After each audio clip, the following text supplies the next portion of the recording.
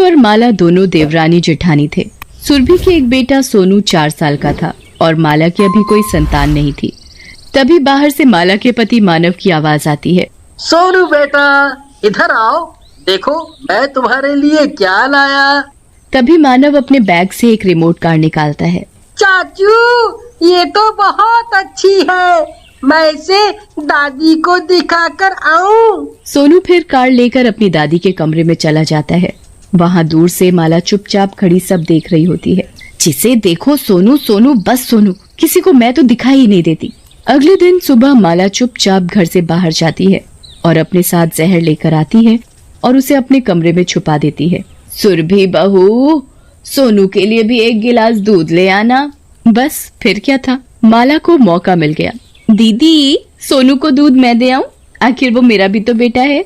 ये सुनकर सुरभि को बहुत अच्छा लगता है। ठीक है, ये लो दूध का गिलास, लो दे आओ। माला सबसे नजर बचाकर दूध के गिलास में जहर मिला देती है, फिर उस गिलास को सोनू के हाथ में दे देती है। मुझे नहीं पीना ये दूध, मुझे दूध पीना बिल्कुल भी अच्छा नहीं लगता।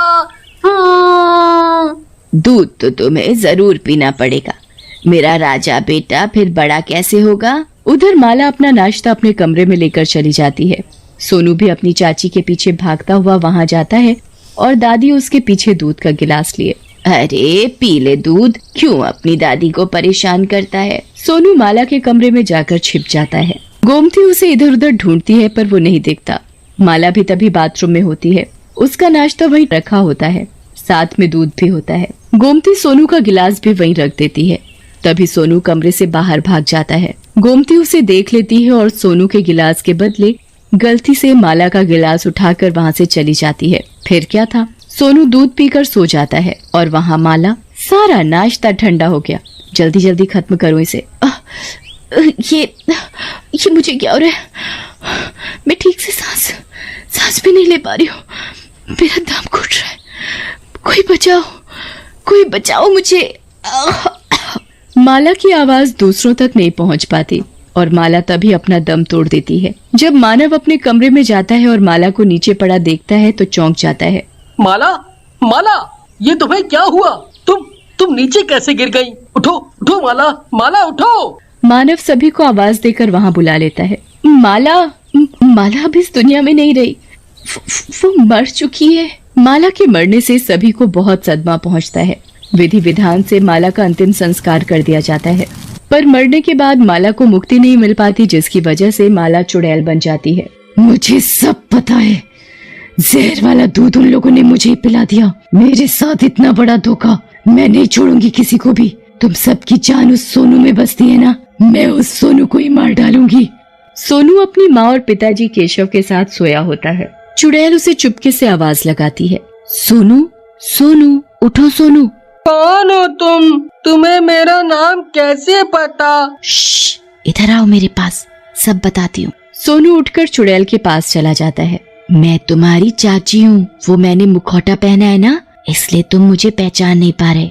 मेरे साथ खेलोगे? हाँ, खेलूंगा। फिर चुड़ैल उसे अपने साथ बाहर ले जाती है। चाची, हम ना छुपम छुपाई खेलते हैं। ये तो इसने मेरे मन की बात कह दी। इस खेल के जरिए इसे मैं वो बाहर वाले कमरे में बंद कर दूंगी, वहाँ बंद पड़े पड़े खुद ही मर जाएगा ये। चुड़ैल और सोनू मिलकर छुपन छुपाई खेलते हैं। चुड़ैल सोनू को उस कमरे में छुपने को बोलती है। जैसे ही सोनू इस कमरे में जाता है, चुड़ैल बाहर से दरवाजा बंद कर देती है। उधर सुरभि सोनू को ढूंढ रही होती है। सोनू कहाँ गया? अभी तो वो मेरे ही पास सोया हुआ था, शायद दादी के पास चला गया होगा। अरे सोनू तो यहाँ भी नहीं है।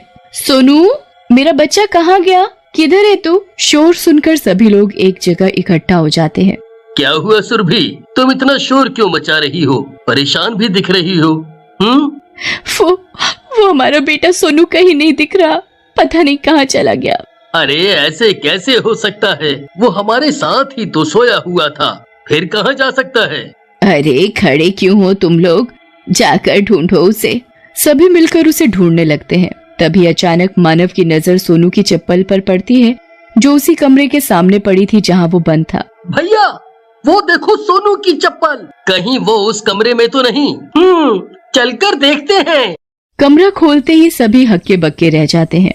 क्योंकि सोनू वहां नीचे सोया पड़ा था। सोनू, मेरे बच्चे तो मिल गया। दूर खड़ी चुड़ैल सब देख रही थी। इन लोगों ने आज तो इसे बचा लिया पर अगली बार इस बच्चे को नहीं बचा पाएंगे। अगले दिन सभी अपने अपने काम में लगे हुए थे और सोनू वहीं खेल रहा होता है। आज ये सोनू मेरे हाथों से नहीं बच पाएगा। चुड़ैल पास में रखी प्रेस चालू कर देती है और जहाँ सोनू खेल रहा होता है वहाँ रख देती है। माँ, मेरे साथ खेलो ना।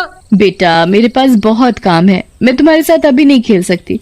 तुम जाकर अपनी दादी के साथ खेलो। ठीक है माँ। धीरे धीरे सोनू प्रेस के नजदीक जा रहा था कि तभी सुरभि की नजर प्रेस पर पड़ जाती है और जल्दी से भागकर वो सोनू को प्रेस से दूर कर देती है। पर गर्म प्रेस सुरभि के लग जाती है और वो चीखने लगती है। ओह, मेरा हाथ! क्या हुआ? तुम चीखी क्यों?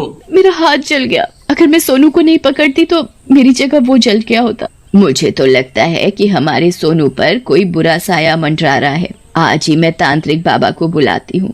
फिर बचा लिया इसे, अब नहीं बचेगा ये। देखती हूँ अब की बार कौन बचा पाएगा इसे। ऐसी सजा दूंगी ना इस सोनू को, मरेगा तड़प तड़प कर। शाम को गोमती तांत्रिक बाबा को घर बुला लाती है। मैंने पूरा घर देख लिया।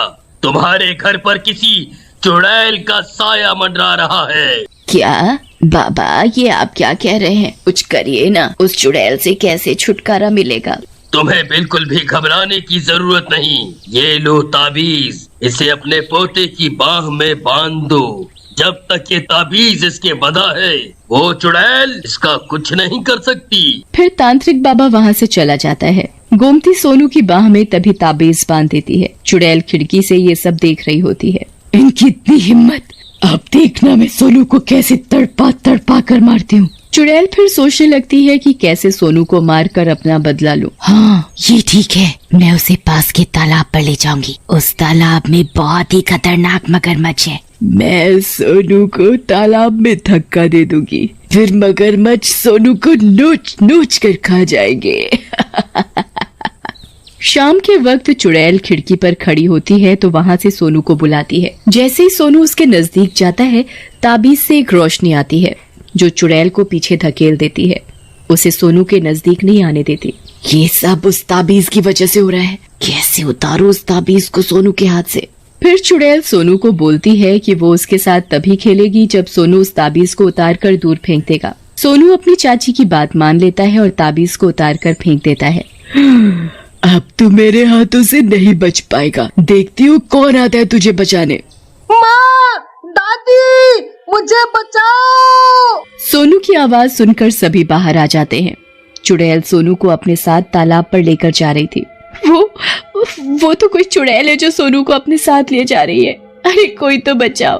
भाभी, आप चिंता न करो, हम सोनू को बचा लेंगे। तालाब पर पहुंचते ही सब हैरान रह जाते हैं। वो चुड़ैल तालाब के बीचों बीच सोनू को उल्टा लटकाए हुए थी और तालाब में कई मगरमच्छ थे। मेरा बच्चा सोनू, छोड़ दो उसे। उस मासूम ने तुम्हारा क्या बिगाड़ा है? बदला मैं इससे नहीं, तुम सबसे लेना चाहती हूँ, क्योंकि सोनू में ही तुम सबकी जान बसती है। इसके मरने से तुम सब दुखी होगे और मुझे बहुत खुशी मिलेगी।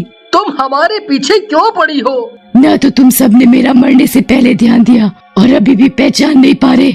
मैं माला हूँ, सोनू की चाची, जो अपना बदला लेने के लिए चुड़ैल बन गई हूँ। माला, तुम्हारी मृत्यु कैसे हुई? हमें कुछ नहीं पता। इसमें सोनू की क्या गलती? सोनू के दूध में जहर मैंने मिलाया था, पर पता नहीं दूध का गिलास कैसे बदल गया और जहर वाला दूध मैंने पी लिया। हे भगवान, अगर आज सोनू मर गया होता तो। नहीं, ये सोचना भी पाप है। तुम उस मासूम से इतनी नफरत क्यों करती हो? मैं कभी माँ नहीं बन पाई, इसलिए तुम सबको मैं अच्छी नहीं लगती थी। तुम सब पूरा दिन सोनू सोनू, बस सोनू करते थे। ये सब करने से पहले एक बार सोच तो लिया होता। तुम्हारे मरने के एक दिन पहले मैंने माँ से एक बच्चा गोद लेने की बात की थी और माँ मान भी गई थी। क्या सच में? ये मैंने क्या कर दिया? आज मैं जिंदा होती तो मुझे भी कोई माँ कहने वाला मिल गया होता। सोनू बेटा, तुम्हें मारने की सजा शायद भगवान ने मुझे पहले ही दे दी। ये लो सोनू को, आप सभी मुझे माफ कर दीजिए। इतना कहते ही चुड़ैल वहाँ से गायब हो जाती है।